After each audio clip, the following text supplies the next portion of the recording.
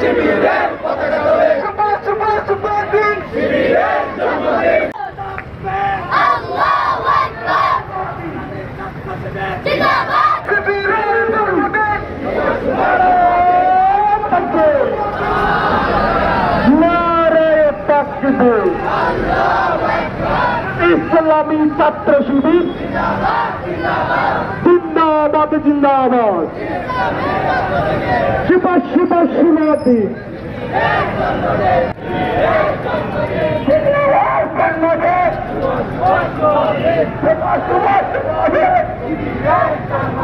দীর্ঘ 15.5 বছর স্বৈরাচারী ফ্যাসিস্ট শেখ হাসিনা সরকার এদেশের তৌহিদি জনতা সহ বাংলাদেশ জামাত ইসলামী এবং ইসলামী ছাত্র শিবিরকে বাংলাদেশ থেকে বিলীন করে দিতে চেয়েছিল, কিন্তু সময়ের ব্যবধানে আজকে বাংলাদেশ দেখতে পাচ্ছে, সারা বিশ্ব দেখতে পাচ্ছে আজকে ইসলামী ছাত্র শিবির বাংলাদেশের প্রতিটি ক্যাম্পাসে নারায়ে তাকবীর আল্লাহু আকবারের স্লোগান তুলেছে। ঘরে ঘরে আজকে ইসলামী ছাত্র শিবির জন্ম নিয়েছে। আজকে যারা অন্যায় অসত্যের ভোট আছে তারা ইসলামী ছাত্র শিবিরের পতাকা বলে ঐক্যবদ্ধ হচ্ছে।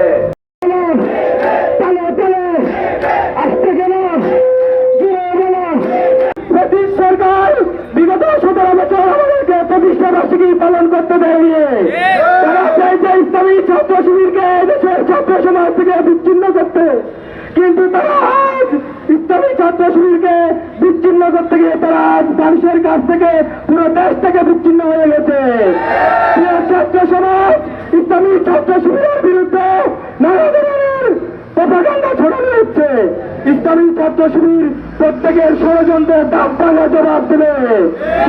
আমরা আজকের এই সমাবেশ থেকে বলতে চাই, প্রত্যেকটি শিক্ষা প্রতিষ্ঠানে শিক্ষার সুষ্ঠু পরিবেশ ফিরিয়ে দিতে হবে, ছাত্রদের আবাসিক ঘরগুলো খুলে দিতে হবে, শিক্ষার নতুন কমিশন গঠন করতে হবে, মানুষ দ্রব্যমূল্যের দাম কমিয়ে দিতে হবে, মানুষের ছড়ানি আইনের শাসন প্রতিষ্ঠা করতে হবে। এই সরকার যারা এখন সরকারের দায়িত্ব আছে তাদেরকে বলতে চাই, এই সরকার হচ্ছে শহীদের রক্তের উপর দাঁড়িয়ে আছে। আপনারা কিভাবে সন্ত্রাসীদেরকে জামিন দেন? আপনারা কিভাবে সন্ত্রাসীদেরকে মুক্তি দিচ্ছেন? আমরা ছাত্র সমাজকে নিয়ে আগামী দিনে প্রত্যেক প্রতিষ্ঠার বিরুদ্ধে আন্দোলন, দুর্বার আন্দোলন গড়ে তুলব। এখন পর্যন্ত স্বৈরাচারের নিদর্শন এখানে কিভাবে থাকতে পারে? আমরা প্রত্যেকটি স্বৈরাচারের নিদর্শনগুলোকে কবররচনা করতে চাই।